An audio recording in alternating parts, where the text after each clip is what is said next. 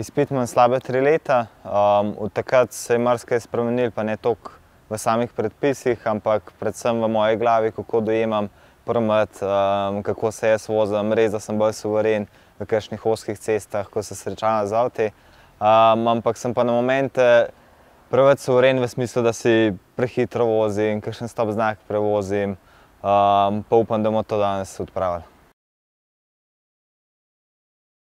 Zbranost na cesto, to je tisto, kar najbolj pomaga, kar omogoča človeku, da se znajde. Vse one asistence so, pomagajo vse, ampak nobena ni 100% popolna.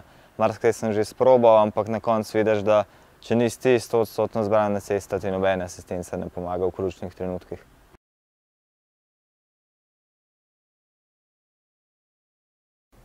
Simulator je veliko težji.